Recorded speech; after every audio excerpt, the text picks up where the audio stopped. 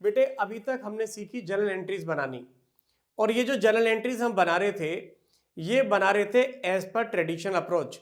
और ना केवल हमने जर्नल एंट्री बनाना सीखा, हमने जर्नल एंट्री से लेजर बनाना सीखा और उससे बनाया था फिर हमने ट्रायल बैलेंस। आज बेटे हम बात करेंगे मॉडर्न अप्रोच की।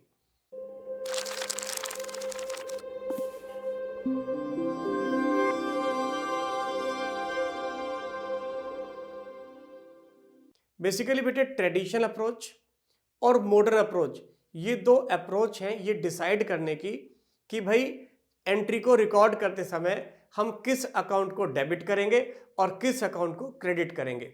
जर्नल एंट्री सेम ही बनती है, भले ही आप ट्रेडिशनल अप्रोच को फॉलो करें या भले ही आप मॉडर्न अप्रोच को फॉलो करें, दोनों सिचुएशन में जर्नल एंट्री बिल्कुल सेम होती है। अरे सर अगर ये सेम होती है तो फिर आज आप मॉडर्न अप्रोच क्यों समझा रहे हैं? हाँ बेटा, मॉडर्न अप्रोच समझना भी बहुत ज़रूरी है, बल्कि आगे हम जब भी क्वेश्चंस करेंगे वो हम सभी क्वेश्चन बेटे मॉडर्न अप्रोच के बेसिस पर करेंगे। ठीक है, ट्रेडिशनल अप्रोच मैंने इसलिए आपको समझाई ताकि आप कंसेप्चुअली स्ट्रांग हो जाए। ठीक, तो आइए बेटे हम बात करते हैं किसकी, मॉडर्न अप्रोच की। बेटा ट्रेडिशनल अप्रोच में हमने सीखा था कि हम अकाउंट्स को 3 कैटेगरीज में रख सकते थे। Number 1 personal account, number 2 real account और नंबर 3 नॉमिनल अकाउंट। लेकिन बेटे मॉडर्न अप्रोच के बेसिस पर अकाउंट को 3 कैटेगरीज में नहीं रखा जाता, अकाउंट्स को क्लासिफाई किया जा सकता है 5 कैटेगरीज के अंदर। और वो 5 कैटेगरीज कौन कौन सी है आइए देखते हैं। ये है बेटे अकाउंट्स, और अकाउंट्स को हम कितनी कैटेगरी में क्लासिफाई कर सकते हैं बेटे? 5 कैटेगरीज।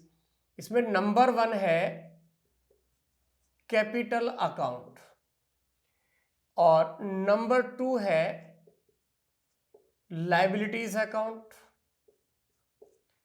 और नंबर 3 है रेवेन्यू अकाउंट, रेवेन्यू यानी कि इनकम के अकाउंट, और नंबर 4 है एक्सपेंसेस के अकाउंट, तो ये है हमारे एक्सपेंसेस अकाउंट, और नंबर 5 है assets account.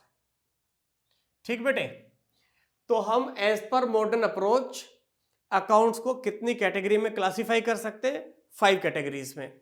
Number 1 capital account, number 2 liabilities account, number 3 revenue account, number 4 expenses account and number 5 assets के अकाउंट। अब इसमें बेटे ये जो शुरू के जो 3 अकाउंट हैं, कैपिटल अकाउंट, लायबिलिटीज अकाउंट और रेवेन्यू अकाउंट, इन तीनों अकाउंट्स के बैलेंसेस होते हैं क्रेडिट। कैसे बैलेंस होते हैं? Credit balance. और ये जो हमारे एक्सपेंसेस और एसेट्स के अकाउंट हैं इनके बैलेंसेस होते हैं डेबिट। आइए पहले लिखते हैं भाई कैपिटल का, एक तो कैपिटल अकाउंट का, दूसरा लायबिलिटीज अकाउंट का, और तीसरा रेवेन्यू अकाउंट का। इनका बैलेंस कैसा होता है जी? Credit balance. क्यों होता है क्रेडिट, ये भी मैं अभी आपको बताने जा रहा हूं। ठीक, और इसके अलावा एक्सपेंसेस अकाउंट और एसेट्स के अकाउंट, इनके बैलेंस होते हैं डेबिट।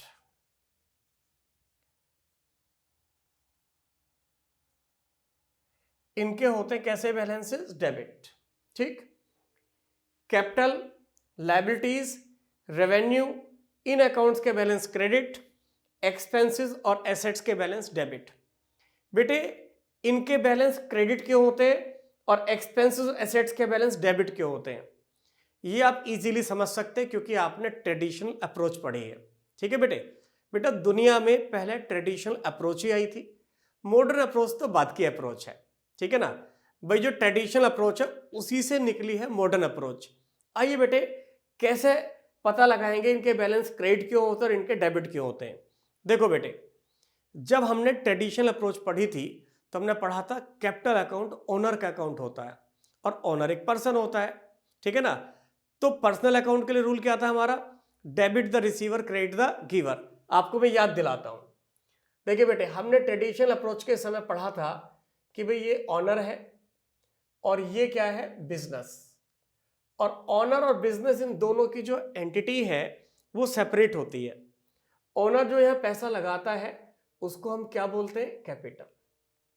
ठीक है बेटे, तो अगर ओनर ने बिजनेस में पैसा इन्वेस्ट किया है तो इसने बिजनेस को पैसा दिया होगा, और जब ओनर बिजनेस को पैसा देगा तो क्या होगा? गिवर, और गिवर को ऑलवेज क्या करते हैं हम? क्रेडिट।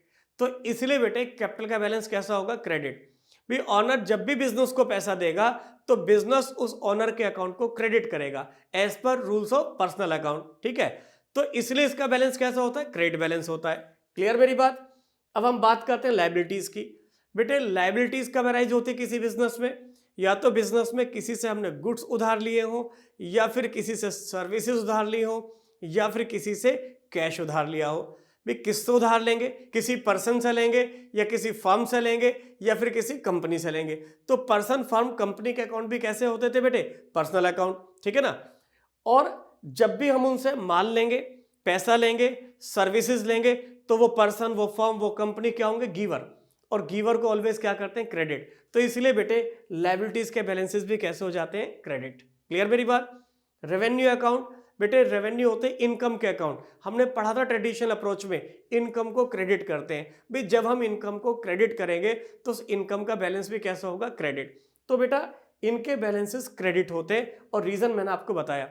बेटा पहला ट्रेडिशनल अप्रोच ही थी, बाद में उससे शॉर्टकट बना दिए और उससे बन गई हमारी फिर मॉडर्न अप्रोच। ठीक, तो कैपिटल का, लायबिलिटीज का और रेवेन्यू का बैलेंस कैसा होता है? क्रेडिट। अच्छा, एक्सपेंसेस और एसेट्स के बैलेंस डेबिट क्यों होते हैं? भाई नॉमिनल अकाउंट का रूल होता था हमारा कि हम एक्सपेंसेस को डेबिट करते थे, तो जब भी हमारा कोई खर्चा होगा हम उस खर्चे को डेबिट करेंगे, तो उस अकाउंट का बैलेंस भी कैसा रहेगा? डेबिट। दूसरी बात एसेट्स की अगर हम बात करें, बेटे अगर बिजनेस में कोई एसेट है, फर्नीचर है, मशीनरी है, अगर ये बिजनेस में है तो बेटा कभी ना कभी बिजनेस में आए होंगे, और जब कोई एसेट बिजनेस के अंदर आती है तो एज पर रियल अकाउंट क्या करते हैं बेटे? उसको हम डेबिट करते हैं। तो ये कौन सा बैलेंस क्रेडिट होगा, कौन सा बैलेंस डेबिट होगा, इसके पीछे बेटे ओरिजिन क्या है? Traditional approach. तो जो बच्चे ट्रेडिशनल अप्रोच पढ़ चुके होते हैं उनको पता रहता है कि कौन कौन से अकाउंट के बैलेंस डेबिट होंगे और कौन कौन से अकाउंट के बैलेंसेस क्रेडिट होंगे। क्लियर मेरी बात? चलिए, तो अभी तक हमने क्या सीखा बेटे मॉडर्न अप्रोच में? कि as per modern approach accounts को कितने कैटेगरी में रख सकते हैं? 5 कैटेगरी में। Number 1 capital account, number 2 liabilities account, number 3 revenue account, number 4 expenses का अकाउंट, और नंबर 5 एसेट्स का अकाउंट। फिर हमने बताया कि भाई ये जो कैपिटल, लायबिलिटीज, रेवेन्यू है, इनके बैलेंसेस होते हैं क्रेडिट, और एसेट्स और एक्सपेंसेस के बैलेंसेस कैसे होते हैं? डेबिट। और मैंने इसके पीछे का लॉजिक भी बताया कि ये बैलेंस क्रेडिट क्यों होते हैं और ये बैलेंस डेबिट क्यों होते हैं। हालांकि यहाँ कोई जरूरत नहीं है इस लॉजिक की कि भाई बैलेंस क्रेडिट क्यों है, डेबिट क्यों है, लेकिन अगर पता हो तो और अच्छी बात होती है। ठीक बेटा, अब बेटे हम यहाँ मॉडर्न अप्रोच में एंट्री बनाते समय किस अकाउंट को डेबिट करेंगे और किस अकाउंट को क्रेडिट करेंगे, ये कैसे डिसाइड करेंगे? अब आप देखिए बेटे, कैपिटल, लायबिलिटी, रेवेन्यू, इनके बैलेंसेस क्रेडिट है, तो अगर हम इनके अकाउंट को और क्रेडिट करेंगे तो इनका बैलेंस इंक्रीज हो जाएगा। या ये कहिए कि अगर इनके बैलेंस को इंक्रीज करना है, अगर इनको बढ़ाना है, भाई किसी ट्रांजैक्शन की वजह से कैपिटल इंक्रीज हो रही है, लायबिलिटी इंक्रीज हो रही है, रेवेन्यू इंक्रीज हो रहे हैं, तो इंक्रीज करने के लिए क्या करोगे? क्रेडिट। भी जो अकाउंट क्रेडिट है उसको और क्रेडिट कर देंगे तो ऑटोमेटिकली क्या हो जाएगा? वो इंक्रीज हो जाएगा। और इसी तरह बेटे जिन अकाउंट के क्रेडिट बैलेंस है उनको रिड्यूस करने के लिए, डिक्रीज करने के लिए क्या करेंगे? डेबिट। तो यहां रूल हमारा बन जाता है इफ इंक्रीज तो क्या करना है? क्रेडिट, और इफ डिक्रीज तो क्या करेंगे? डेबिट। तो इनके रूल क्या होगा बेटे? अगर किसी ट्रांजैक्शन की वजह से कैपिटल, लायबिलिटी, रेवेन्यू इंक्रीज हो रही है तो क्या करना है? क्रेडिट। क्योंकि इनका बैलेंस क्रेडिट होता है, जब मैं इसको क्रेडिट करूंगा तो इसका बैलेंस ऑटोमेटिकली इंक्रीज हो जाएगा। और अगर किसी ट्रांजैक्शन की वजह से कैपिटल, लायबिलिटी, रेवेन्यू डिक्रीज हो रही है तो डिक्रीज करने के लिए क्या करेंगे? डेबिट। क्योंकि जिस अकाउंट का क्रेडिट बैलेंस है, डेबिट करने पर वो अकाउंट ऑटोमेटिकली डिक्रीज हो जाएगा, उसका बैलेंस रिड्यूस हो जाएगा। My point is clear? अब ऐसी बेटे हम यहां रूल बना सकते हैं भाई, एक्सपेंसेस और एसेट्स के बैलेंस क्या होते हैं, डेबिट। तो अगर किसी ट्रांजैक्शन की वजह से एसेट इंक्रीज हो रही है, एक्सपेंसेस इंक्रीज हो रहे हैं, तो क्या करें, इनको डेबिट करेंगे। तो इनको क्या करेंगे बेटे, डेबिट। तो इफ इंक्रीज, क्या करना है बेटे, इंक्रीज होने पर डेबिट, और इफ डिक्रीज, डिक्रीज होने पर क्या करेंगे हम, credit. Expenses and assets increase हो रहे तो डेबिट कर दो, डिक्रीज हो रहे तो क्रेडिट कर दो। तो ये थे बेटे type of account as per modern approach और इनके डेबिट और क्रेडिट करने के रूल्स। अब आप फटाफट इनको नोट कर लीजिए, इसके बाद हम मॉडर्न अप्रोच को अप्लाई करते हुए कुछ जनरल एंट्रीज करने जा रहे हैं।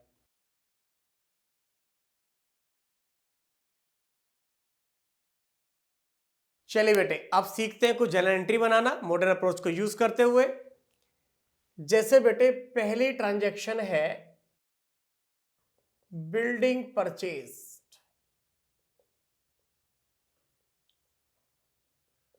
For cash ₹1 lakh. तो देखिए बेटे अगर हमने बिल्डिंग परचेज किया कैश में तो कौन कौन से अकाउंट अफेक्टेड होंगे, एक तो बिल्डिंग का अकाउंट और दूसरा कैश का अकाउंट। ठीक, अब देखिए बेटा बिल्डिंग भी हमारी एसेट है और कैश भी हमारी एसेट है। तो एसेट के लिए क्या रूल है भी, जो एसेट इंक्रीज हो रही है उसको डेबिट कर दो और जो एसेट डिक्रीज हो रही है उसको क्रेडिट कर दो। तो बिल्डिंग खरीदने से क्या होगा बेटे, बिल्डिंग तो इंक्रीज होगी और कैश हमारा डिक्रीज होगा। चूंकि बिल्डिंग इंक्रीज हो रही है तो बिल्डिंग को डेबिट करेंगे और कैश डिक्रीज हो रहा है तो कैश को करेंगे हम क्रेडिट। तो एंट्री बन गई building account debit to cash account, building account debit to cash account. और बेटा नरेशन लिख देंगे जैसे लिखते आए हैं हम अब तक, being building purchased for cash, being building purchase for cash. तो आप देख रहे हैं बेटे एंट्री आपकी सेम वैसी बन रही है। ट्रेडिशनल अप्रोच और मॉडर्न अप्रोच में एंट्री बनाने के तरीके में कोई डिफरेंस है ही नहीं। सिर्फ बेटे ये डिसाइड करती है दोनों अप्रोचेस कि किस अकाउंट को डेबिट करते हैं, किस अकाउंट को क्रेडिट। तो ये डिसाइड करने की अप्रोचेस है मॉडर्न अप्रोच और ट्रेडिशनल अप्रोच। एंट्री सेम बनेगी। जब आप एक बार जनरल एंट्री बना देंगे कोई नहीं पहचान पाएगा कि आपने एंट्री करते समय ये मॉडर्न अप्रोच से डिसाइड किया था किसको डेबिट करना है किसको क्रेडिट करना है, या आपने ट्रेडिशनल अप्रोच से डिसाइड किया था। तो एंट्री बिल्कुल सेम रहेगी, एंट्री में कोई फर्क नहीं पड़ेगा। आइए कुछ और एंट्री करते। Machinery sold for ₹10,000। इनकी बेटे कोई पुरानी मशीन होगी उसको इन्होंने कितने का बेच दिया, 10,000 रुपए का। तो अगर 10,000 की मशीन बेच रहे हैं तो क्या होगा बेटे, एक तो मशीनरी का अकाउंट अफेक्टेड होगा और दूसरा कैश का। ठीक है ना, मशीनरी भी एसेट है और कैश भी एसेट है। तो हम क्या देखेंगे, कौन सी एसेट इंक्रीज हो रही है और कौन सी एसेट डिक्रीज हो रही है। तो यहां पे जब मशीनरी बेचेंगे तो मशीनरी तो डिक्रीज हो जाएगी और कैश हो जाएगा हमारा इंक्रीज। अब चूंकि कैश इंक्रीज हो रहा है और इंक्रीज होने वाली एसेट्स को हम डेबिट करते हैं और मशीन डिक्रीज हो रही है और डिक्रीज होने वाली एसेट्स को हम क्रेडिट करते हैं। तो एंट्री क्या बनेगी, एंट्री बनेगी हमारी cash account debit to machinery account. कितने से, ये एंट्री कर दी हमने 10,000 से। ठीक, बीइंग ओल्ड मशीनरी, बेटा मैंने ओल्ड लिखा नहीं है, लीजिए लिख देता हूं ओल्ड यहां पर। Being old machinery sold for ₹10,000। ठीक है ना, या old machinery sold for cash. Clear. अब जैसे मान लीजिए हमने गुड्स परचेज किए, माल परचेज किया, तो देखिए कौन कौन से अकाउंट इफेक्टेड होंगे। पहले एंट्री लिखते हैं, गुड्स परचेज्ड फॉर कैश ₹50,000। जब हम गुड्स परचेज करेंगे तो एक तो परचेज का अकाउंट अफेक्टेड होगा और दूसरा किसका बेटे, कैश का। परचेज हमारा एक्सपेंस का अकाउंट है और कैश हमारा एसेट का अकाउंट है। बेटा परचेज चूंकि हमारा खर्चा है और माल खरीदने से परचेज बढ़ेगी, परचेज इंक्रीज होगी तो इंक्रीज होने पे डेबिट करेंगे, और कैश डिक्रीज होगा तो कैश को डिक्रीज होने पे क्या करेंगे, क्रेडिट। क्लियर? यहां आने जाने वाली बात नहीं कर रहे हैं हम एसेट्स के लिए, हम सिर्फ क्या देख रहे हैं कि इंक्रीज हो रही है एसेट या डिक्रीज हो रही है। क्लियर? तो यहां पे लिखा हमने entry purchase account debit to cash account being goods purchased for cash. कितने का परचेज किया है, 50,000। ये हमने 50,000 के गुड्स परचेज कर लिए। ठीक है जी, आगे बढ़ते हैं बेटे। मान ली गुड्स सेल कर दिए, goods sold for cash, goods sold for cash ₹15,000। अब देखिए बेटे कौन कौन से अकाउंट अफेक्टेड होंगे, कैश का और सेल का। ठीक है, कैश हमारी एसेट है और माल बिकेगा तो कैश इंक्रीज हो जाएगा, और सेल हमारा रेवेन्यू है, रेवेन्यू भी इंक्रीज होगा। ठीक है बेटे, लेकिन रेवेन्यू का बैलेंस क्रेडिट होता है और जिस अकाउंट का क्रेडिट बैलेंस होता है उसको इंक्रीज करने पे क्या करते हैं, क्रेडिट। तो सेल होने पर हमारा रेवेन्यू इंक्रीज होगी और रेवेन्यू इंक्रीज होने की वजह से सेल को करेंगे क्रेडिट, और कैश इंक्रीज होने से हमारी एसेट इंक्रीज हो गई है और एसेट इंक्रीज होने पे करते हैं हम डेबिट। तो कैश को करेंगे डेबिट। कैश क्यों डेबिट कर रहा हूं मैं, क्योंकि मेरी एसेट इंक्रीज हो रही है। सेल क्यों क्रेडिट कर रहा हूं मैं, क्योंकि मेरी रेवेन्यू इंक्रीज हो रही है। तो ये आ गया 15,000 being goods sold for cash. Sir उधार भी तो खरीद बेच सकते हैं। हाँ जी बिल्कुल खरीद बेच सकते हैं उधार। चलिए उधार की बात भी करते हैं। मान लीजिए हमने कुछ गुड्स खरीदे हैं उधार, goods purchased from R K and company ₹10,000। 10,000 रुपए के हमने आरके एंड कंपनी से गुड्स परचेज करे। कौन कौन से अकाउंट अफेक्टेड होंगे, एक तो परचेज का और दूसरा आरके एंड कंपनी का। जब माल खरीदेंगे परचेज हमारा खर्चा है, खर्चे इंक्रीज हो जाएंगे, और आरके एंड कंपनी हमारे बन जाएंगे क्रेडिटर्स, और क्रेडिटर हमारी लायबिलिटी है, लायबिलिटी भी इंक्रीज होगी। तो देखिए बेटे खर्चा भी इंक्रीज हो रहा है और लायबिलिटी भी इंक्रीज हो रही है। खर्चा इंक्रीज होने पे डेबिट और लायबिलिटीज इंक्रीज होने पे क्या होती है, क्रेडिट। तो एंट्री क्या बनेगी, purchase account debit to R K and company. तो एंट्री बनेगी purchase account debit to R K and company being goods purchased from R K and company. Entries में कोई फर्क नहीं पड़ रहा है, एंट्रीज एग्जैक्टली वैसे ही हो रही हैं जैसे हम करते आए हैं। बस हमने डिसाइड करने का रूल बदल दिया है किसको डेबिट करना और किसको क्रेडिट करना है। सर जब एंट्री सेम होती है तो दो दो अप्रोचेस को क्यों फॉलो करें। हाँ बेटा दोनों ही जरूरी है।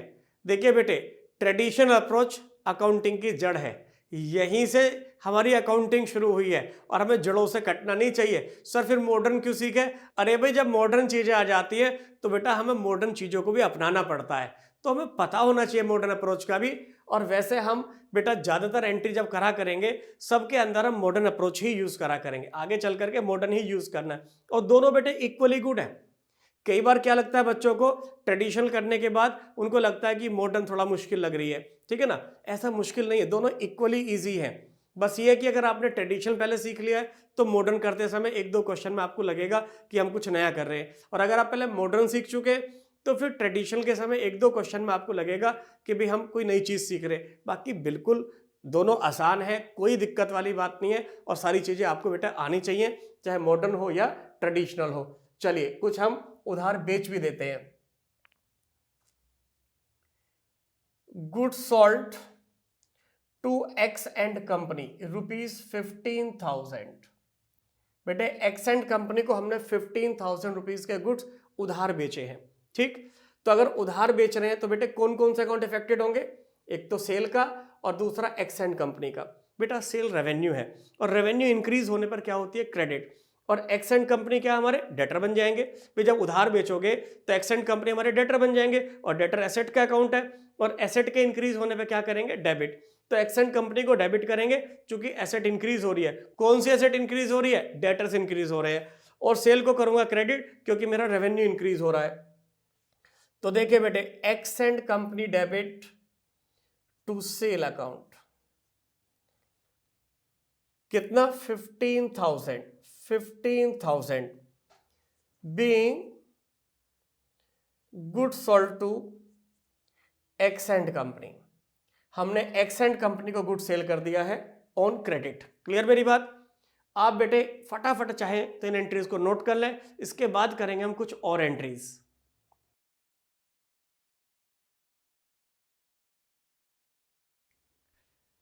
चलिए बेटे आगे बढ़ते हैं, बनाते हैं कुछ और जर्नल एंट्रीज मॉडर्न अप्रोच को यूज करते हुए। तो नेक्स्ट ट्रांजैक्शन है हमारी goods purchase from A and company ₹50,000। तो देखिए बेटे मैंने आपको पहले बताया था, जब परचेज और सेल के ट्रांजैक्शन के साथ पार्टी का नाम लिख करके दे रखा है जिससे हम परचेज कर रहे हैं, जिसको हम सेल कर रहे हैं, तो जब तक ये ना लिख करके दिया जाए कि ये ट्रांजैक्शन कैश हुई है, तब तक हम हमेशा क्या मानते हैं, क्रेडिट ट्रांजैक्शन। तो यहां पर इन्होंने लिखा है goods purchase from A and company ₹50,000। यह ऐसा कुछ मेंशन नहीं किया है कि ये ट्रांजैक्शन हमारी कैश है, तो इसका मतलब ये उधार परचेज किया है। और अगर उधार परचेज करेंगे तो एक तो परचेज का अकाउंट इफेक्टेड होगा और एक होगा ए एंड कंपनी का, ठीक। अब देखिए बेटे परचेज हमारा खर्चा है और खर्चा इंक्रीज हो जाएगा तो इसको करेंगे डेबिट और ए एंड कंपनी हमारे बन जाएंगे क्रेडिटर्स। और क्रेडिटर्स के इंक्रीज होने पर भी जब लाइबिलिटी इंक्रीज होती है, क्रेडिटर लाइबिलिटी है, लाइबिलिटी जब इंक्रीज होती है तो उसको करते हैं क्रेडिट। तो ए एंड कंपनी क्रेडिट होगी और परचेज होगी डेबिट। तो एंट्री कर दी हमने purchase account debit to A and company. कितना परचेज किया है, 50,000। कितना परचेज किया है, 50,000 being goods purchased from A and company, ठीक। चलो बेटे आगे बढ़ते हैं। अब मान लीजिए ट्रांजैक्शन इस तरह होती, goods purchase from A and company in cash ₹50,000। अब ये कैश ट्रांजैक्शन है, क्योंकि हम मेंशन कर दिया है कि ए एंड कंपनी से गुड्स कैश में खरीदा है। और जब कैश में गुड्स खरीदेंगे तो कौन कौन से अकाउंट इफेक्टेड होंगे, परचेज का और कैश का। परचेज खर्चा है और खर्चा इंक्रीज होने पर डेबिट, और कैश डिक्रीज हो जाएगा। माल खरीदते समय पैसा देंगे, जब पैसा देंगे तो कैश हो जाएगा डिक्रीज। तो कैश डिक्रीज होने पर क्रेडिट। परचेज इंक्रीज हो रही है इसलिए डेबिट और कैश डिक्रीज हुआ इसलिए क्रेडिट। तो क्या एंट्री बनेगी, एंट्री बन जाएगी हमारी purchase account debit to cash account. बेटे परचेज लिखा है, purchase account debit to cash account being goods purchased from A and company in cash. Cash में खरीद लिया कितने का, 50,000 का गुड्स। सिमिलरली बेटे सेल के केस में भी हो सकता है, ठीक है ना। आइए सेल का भी लिखते हैं, goods sold to X and company for ₹25,000। X and company को 25,000 का गुड्स सेल किया। तो देखिए यहां पर ये मेंशन नहीं है कि ये ट्रांजैक्शन कैश हुई है, इसका मतलब उधार बेचा है। जब उधार बेचेंगे तो कौन कौन से अकाउंट अफेक्टेड होंगे, सेल का और एक्सेंट कंपनी का। अब देखिए बेटे सेल रेवेन्यू है, रेवेन्यू इंक्रीज हो रही है, इंक्रीज होने पर क्रेडिट, और एक्स एंड कंपनी बन जाएंगे हमारे डेटर, और डेटर इंक्रीज होने पर जब एसेट इंक्रीज होगी तो डेबिट करेंगे। तो एंट्री बन गई हमारी X and company debit to sales account being good sold to X and company. कितना जी? 25,000। और अगर यहां मेंशन कर देता कि कैश में सेल किया है तो फिर यहां एक्स एंड कंपनी की जगह क्या आ जाता? कैश। भी अगर ये नकद खरीदा होता तो कैश इंक्रीज होता, एसेट इंक्रीज होने पे डेबिट, और रेवेन्यू इंक्रीज होने पे क्रेडिट। एंट्री बनती cash account debit to sales account. आगे बढ़ते हैं। देखिए बेटे, मान लीजिए हमें पैसा मिला है किससे? एक्स एंड कंपनी से। एक्स एंड कंपनी को माल बेच रखा था, ये हमारे डेटर्स थे। भी पैसा किससे मिलेगा? डेटर से। और पेमेंट किसको करना पड़ेगा? क्रेडिटर्स को। भी जिनसे खरीद रहे हो उनको पेमेंट करनी पड़ेगी, क्रेडिटर्स को पेमेंट करनी पड़ती है, और डेटर से पैसा मिल जाता है। अब मान लीजिए एक्स एंड कंपनी से कैश मिला, cash received from X and company. कितना मिला है कैश? मान लो 10,000 मिल गया।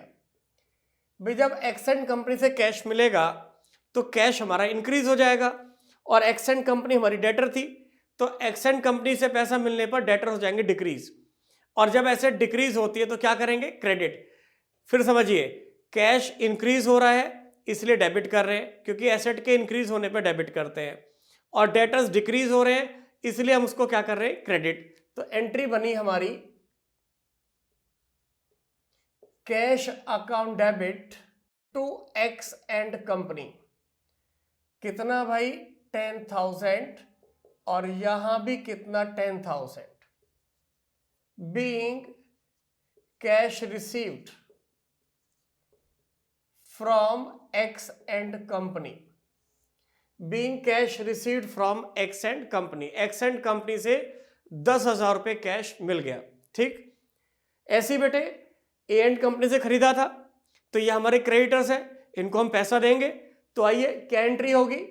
ट्रांजैक्शन लिखता हूं मैं, cash paid to A and company. A and company ₹20,000। अब देखिए, ए एंड कंपनी को जब हम पैसा देंगे तो कौन कौन से अकाउंट अफेक्टेड होंगे? कैश का और ए एंड कंपनी का। ठीक है, कैश पे करने से कैश हमारा डिक्रीज हो जाएगा, और ए एंड कंपनी हमारी क्रेडिटर है, और जब हम क्रेडिटर्स को पेमेंट करेंगे तो इससे हमारी लायबिलिटी डिक्रीज होगी, और लायबिलिटी डिक्रीज होने पर डेबिट करते हैं, और कैश हमारी एसेट है, एसेट डिक्रीज होने पर क्रेडिट होगा। तो देखिए क्या एंट्री हो जाएगी? A and company debit to cash account being cash paid to A and company. कितना जी? 20,000। चलिए कुछ खर्चों की बात कर लेते हैं बेटे। मान लीजिए एम्प्लॉइज को सैलरीज का पेमेंट किया है। Salaries paid to employees. कितना? ₹25,000। तो देखिए बेटे, कौन कौन से अकाउंट अफेक्टेड होंगे? सैलरीज का और कैश का। एक तो सैलरीज का अकाउंट और दूसरा कैश का। सैलरीज खर्चे हैं, और एक्सपेंस जब इंक्रीज होंगे तो डेबिट करेंगे, और जब बेटा सैलरीज का पेमेंट करेंगे तो कैश डिक्रीज हो जाएगा, और एसेट डिक्रीज होने पे करेंगे क्रेडिट। तो एंट्रीज हो जाएंगी salaries account debit to cash account. कितना जी? 25,000 being salaries paid in cash। ठीक है बेटे, अब मान लिया रेंट का पेमेंट किया तो rent debit to cash, wages का पेमेंट किया तो वेजेस डेबिट टू कैश हो जाएगा। चलिए बेटे, इनकम की बात करते हैं। आपको दे रखा है कमीशन रिसीव्ड ₹1200। कमीशन मिला है 1,200 रुपए। कौन कौन से अकाउंट अफेक्टेड होंगे? कमीशन का, दूसरा कैश का। कमीशन हमारी इनकम है, और इनकम के अकाउंट कौन से होते हैं बेटे? Revenue account. तो कमीशन मिलने से क्या होगा? रेवेन्यू इंक्रीज होगी, और रेवेन्यू इंक्रीज होने पर क्या करेंगे? क्रेडिट।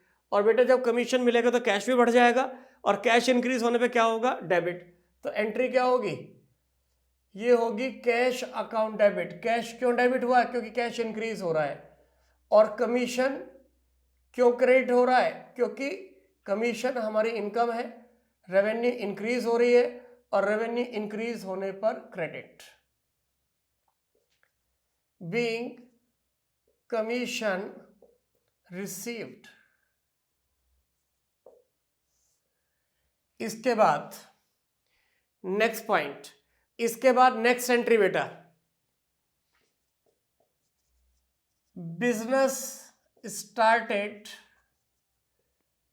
With cash ₹50,000, furniture ₹20,000। बेटे बिजनेस स्टार्ट किया है कितने से? 50,000 रुपये कैश और 20,000 के फर्नीचर से। तो बेटे ऑनर ने बिजनेस के अंदर कैश इंट्रोड्यूस किया, फर्नीचर इंट्रोड्यूस किया, इससे क्या होगा? कैश इंक्रीज होगा, और एसेट इंक्रीज होने पर डेबिट, फर्नीचर भी इंक्रीज होगा तो फर्नीचर भी डेबिट, और ऑनर की कैपिटल भी इंक्रीज होगी, और कैपिटल का बैलेंस चूंकि क्रेडिट होता है तो इंक्रीज होने पे क्या करेंगे? क्रेडिट। तो एंट्री बनेगी हमारी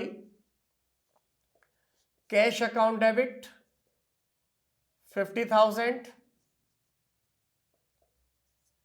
furniture account debit 20,000 to capital account.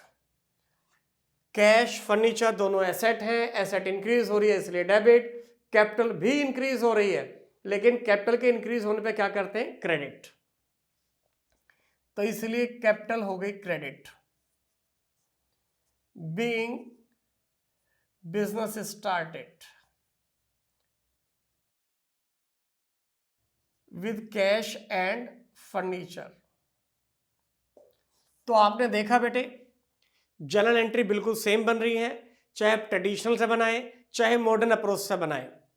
बेटे मैंने बताया था ट्रेडिशनल अप्रोच और मॉडर्न अप्रोच केवल ये डिसाइड करने की अप्रोच है कि हम एंट्री करते समय किस अकाउंट को डेबिट करें और किस अकाउंट को क्रेडिट करें। बेसिकली इनसे हमें पता चलता है rules of debit and credit, कि किस अकाउंट को डेबिट करना, किसको क्रेडिट करना। बस इतनी सी बात है। बच्चों मैं उम्मीद करता हूं कि आपको ये वीडियो पसंद आई होगी, और अगर आपको ये वीडियो पसंद आई है तो आप इसको लाइक करें, हमारे चैनल को सब्सक्राइब करें, और अपने दोस्तों के बीच में ज़्यादा से ज़्यादा शेयर करें। इस वीडियो के डिस्क्रिप्शन बॉक्स में हमारी वेबसाइट, एंड्रॉयड ऐप और iOS ऐप के लिंक गिवन है, जहां पर हमारे कंप्लीट कोर्सेज अवेलेबल हैं। बीकॉम के लिए, एमकॉम के लिए, बीबीए के लिए, एमबीए के लिए, 11th 12th के लिए, जिसके अंदर हमने फुल सिलेबस को कवर किया है। आप वहां जाकर के अपने मनपसंद कोर्स परचेज कर सकते हैं। बहुत बहुत धन्यवाद।